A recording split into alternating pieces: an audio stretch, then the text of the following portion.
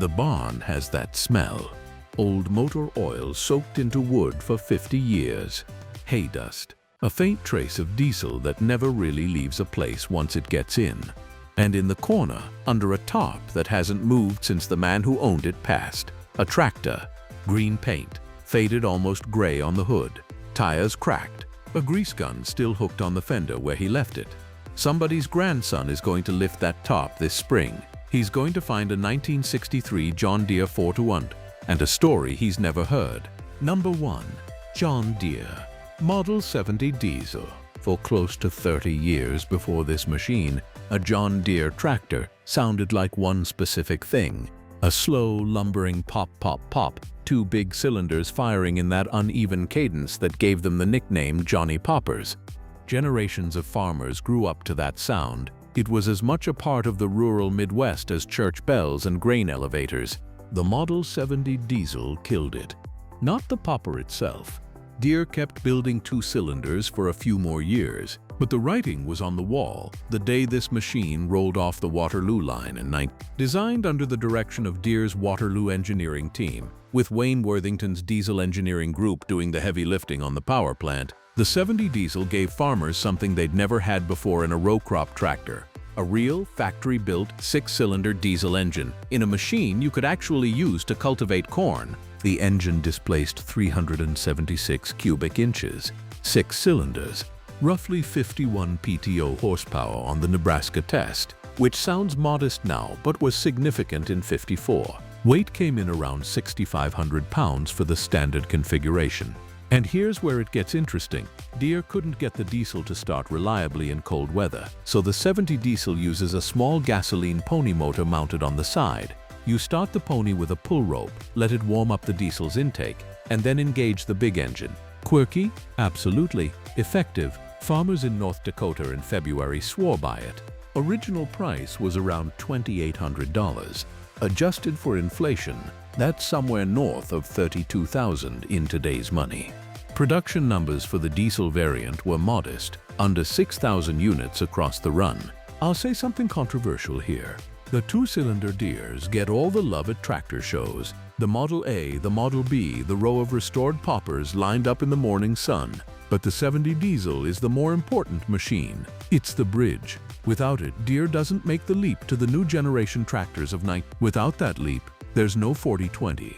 And without the 4020, well, we'll get there. Find a clean running Model 70 Diesel today, and you're looking at somewhere between $18,000 and $20,000, depending on condition. Number 2. International Harvester Farm. All 4550. Down in Rock Island, Illinois, International Harvester was watching what Deere was doing and answering. The Farmall 450 came out of the letter series tradition that had defined IH since the late 30s. Red paint, tricycle front end on most configurations, a face you could recognize from a quarter mile across a soybean field. But under the hood, the 450 was a transitional machine, just like the 70. You could buy it with gasoline, with LP gas. Propane was big in the Plains states in the 50s, cheap and clean, or with a 281 cubic inch diesel built by IH themselves at the Indianapolis Engine Works, about 49 PTO horsepower, roughly 5,800 pounds, 5-speed transmission with what IH called torque amplifier. And here's the thing, the TA was a big deal. It was a hydraulic 2-speed underdrive that let the operator downshift on the go without clutching, basically a primitive power shift, and it was years ahead of what most competitors offered. Production ran from 1956 to 1958.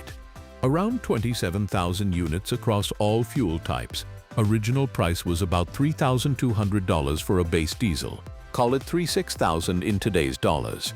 Now here's a story that gets at what these machines meant to people. There's a fellow named Jim Becker who used to bring a 450 diesel to the Half Century of Progress show in Rantoul, Illinois every other year. Same tractor his father bought new in 50. Same tractor that pulled their corn planter for 43 seasons. He'd let kids climb up in the seat, show them the TA lever, tell them the story of his dad coming home from Korea and the family signing the loan paperwork in the kitchen. That tractor wasn't iron to him. It was his father's handshake with the future. The 450 was the last of its line. The 460 came the next year with a new styling package, and the letter series mystique started to fade. But this one was the peak. Number 3. Allis-Chalmers D19. Persian orange. That was the color Allis-Chalmers chose. And once you've seen one across a hayfield in late afternoon light, you don't forget it.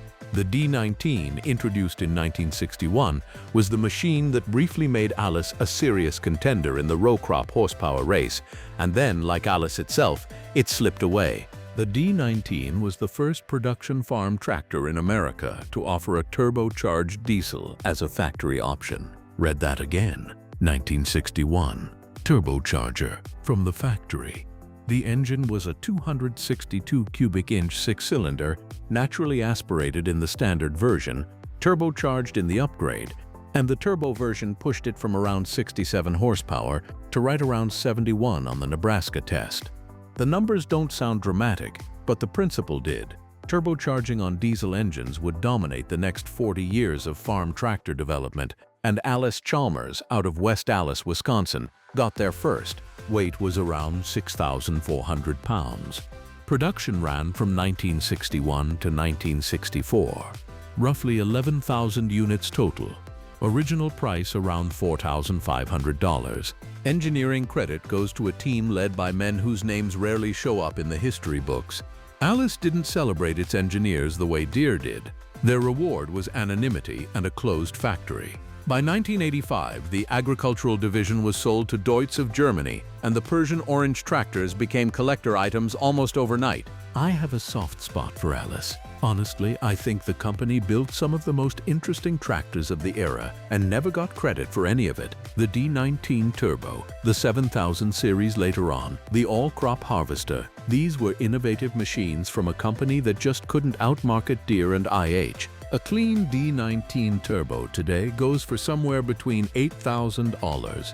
Find one with the original turbo intact and the price climbs. They're getting rare. Number 4. John Deere. 4-20. Now here is the tractor.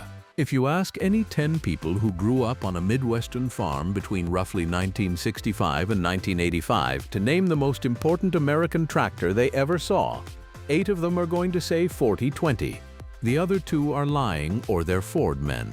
Introduced in October of 1963 as part of John Deere's new generation lineup, the 40-20 was designed by a Deere engineering team working under the leadership of men like Wayne Worthington and Merlin Hansen.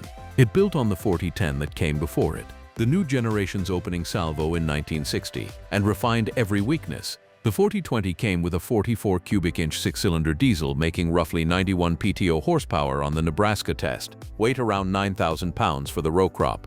Production ran from 63 through 7. And the numbers. Deere built somewhere around 184,000 of these things at the Waterloo plant. 184,000. That's not a tractor model, that's a population. Original price started near 70 nilts, $100. In today's money, somewhere around 78,000. Here's what made it. The optional power shift transmission, 8 forward speeds, on the move, no clutching, was the smoothest power shift any farm tractor had offered to that point. Live PTO, live hydraulics, closed center hydraulic system that could run multiple implements without bogging, synchro range gearbox if you didn't spring for the power shift. And the cab option, the year-around cab built by an outside vendor, wasn't great by modern standards, but it was a cab, and after 8 hours in February wind it changed your relationship with the job. If you've ever heard a 40-20 pull a 5-bottom plow through black Iowa dirt, that even 6-cylinder hum, the pleasant little whine of the hydraulic pump under load, the slight burble at the stack when the governor catches, you understand why these things became almost spiritual objects to the men who ran them. I remember the first time I climbed up onto a 40-20. It was at a neighbor's place. I was maybe 12, and he pulled himself up on the platform, sat down on that yellow seat, twisted the key, and the diesel just settled into idle like it had been waiting. He looked over and said, "This one'll outlast me." It did.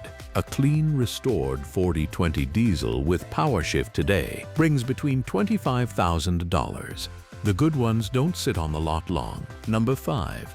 Oliver, 1855. Out in Charles City, Iowa, a different kind of company was making a different kind of tractor. Oliver Corporation came to the late 60s with one of the most underrated power lineups in American farming.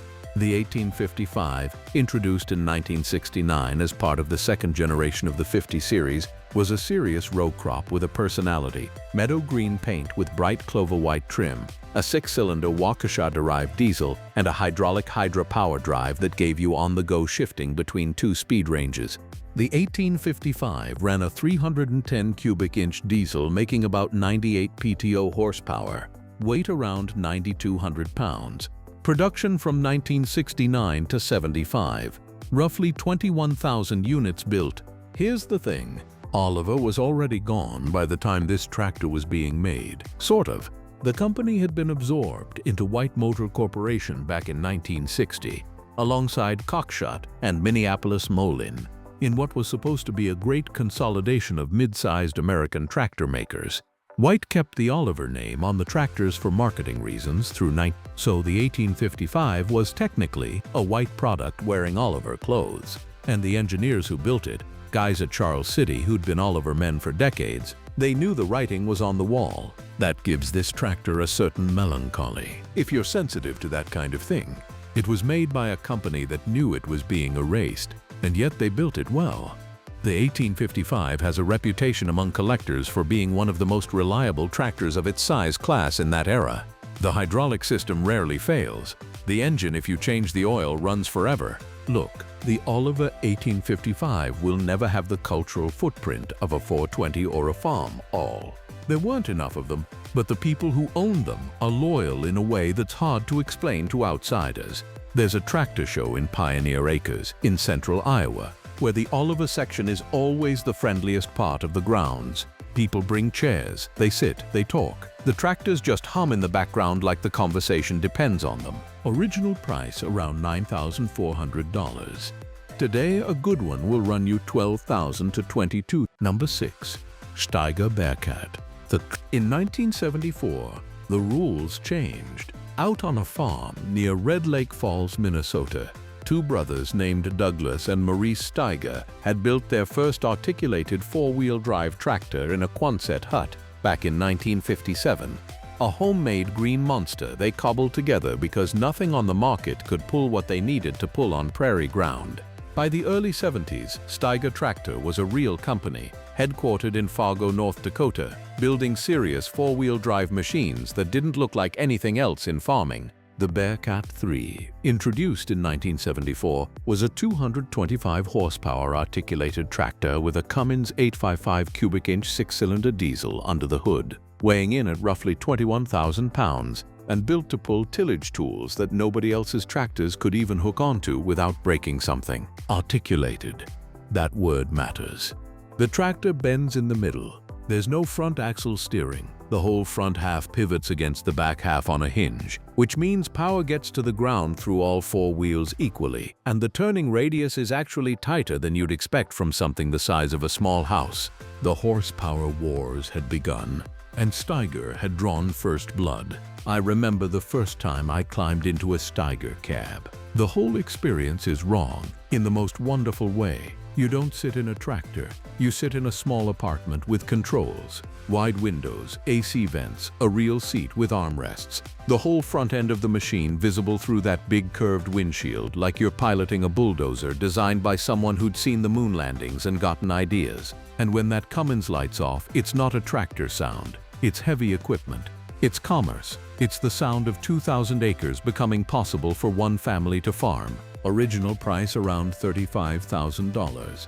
Production numbers are murky because Steiger built tractors for IH and Allis under contract too, badge engineered, but total Bearcat III units across all badges, somewhere around 4,500. By 1986, Steiger was bankrupt.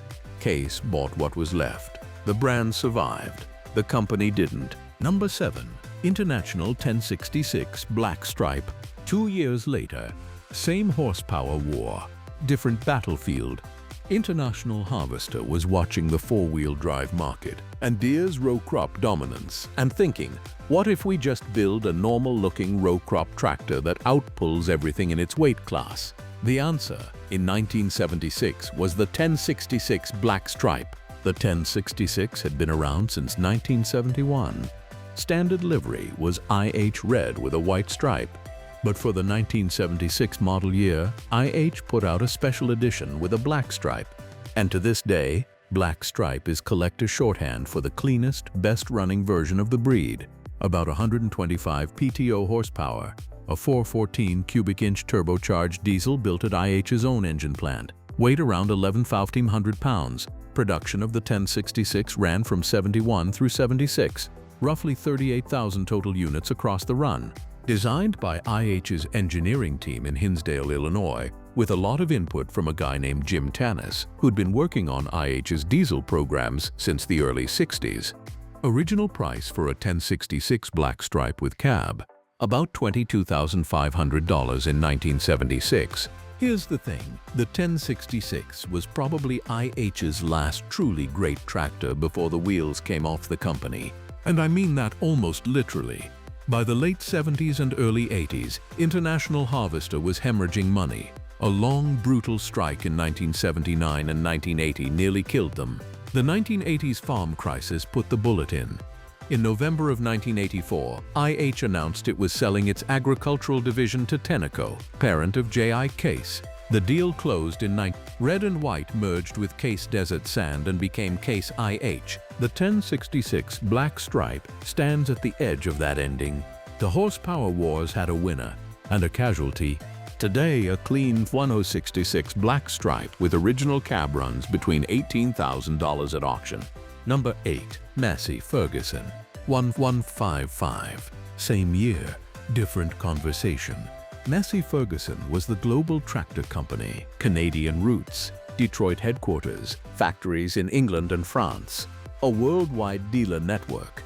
And in 1976, they introduced the 1155, the biggest two-wheel drive row crop tractor they'd ever sold in North America, a Perkins V8 diesel, 540 cubic inches, about 140 PTO horsepower, weight around 14,000 pounds. The V8 is what gets people. Most farm tractors of this size were inline sixes. Straight six diesels were the standard architecture, and they still are. But Massey, working with their longtime engine partner Perkins of Peterborough, England, dropped a V8 into a row crop chassis, and the result sounded like nothing else in a hayfield. Deeper, smoother, a different rhythm. Production from 1973 to 1978 across the 1155 line. Around 7,000 units. Original price near $24,000. The 1155 is a tractor I have complicated feelings about. In my view, it was over-engineered for what most American farmers actually needed. The Perkins V8, beautiful as it sounded, was harder to service than an inline six. Parts were trickier to find in rural America. Massey's North American dealer network was thinner than IH or Deere, so when something broke, you might be waiting 2 weeks for a part to come from England. But, and this is a big but, when it ran right, that V8 was the best-sounding diesel ever bolted into an American farm tractor. Period. I'll defend that opinion against anybody. A Massey 1155 in good shape today is a strange market. Genuine collectors love them. General buyers find them intimidating. Prices range wildly, anywhere from $9,000 to $25,000, depending on the buyer. Number 9. Big E Bud 747. You think you've seen big tractors. You haven't seen this one. In Havre, Montana in 1977, a small company called the Northern Manufacturing Company, better known as Big Bud, for the founder Bud Nelson, was approached by a cotton farming operation in California's Central Valley called the Rossi Brothers. The Rossis needed a single tractor that could pull an 80-foot cultivator through hard ground at speed. Nothing on the market could do it. Steiger couldn't do it. Versatile couldn't do it. So they asked Bud. Bud said yes. What he built, and there is, as far as anybody knows, exactly one of them ever made, was the Big Bud 747. A custom articulated four-wheel drive tractor with a Detroit diesel 16-volt 92T engine, 16 cylinders, two-stroke V configuration, originally rated at around 760 horsepower, later upgraded to roughly 900 horsepower, weight 100,000 pounds. The tires alone are 8 feet tall, 900 horsepower, 100,000 pounds. One tractor, diesel power, cab the size of a delivery van. Bulletproof. The 747 worked the Rossi farm in California for years, then was sold to a Florida sugarcane operation, and eventually retired to a museum-style display at the Heartland Acres Agribition Center in Independence, Iowa, where as of recent years it's been periodically demonstrated at events. Restored, running, loud as the day it was built. This isn't really a production tractor in any normal sense. There's no original price comparison because nothing else was anything like it. Bud Nelson built it because somebody asked him to, and he believed his shop could do it. And that kind of confidence, a small Montana company, fewer than 50 employees, building the largest farm tractor in the world on a custom order, that's an American story you don't see anymore. Wait, let me back up. There's a reason a tractor like this only got built once. By the late 70s, the era of giant articulated four-wheel drive tractors was already past its peak. The 1980s farm crisis hit.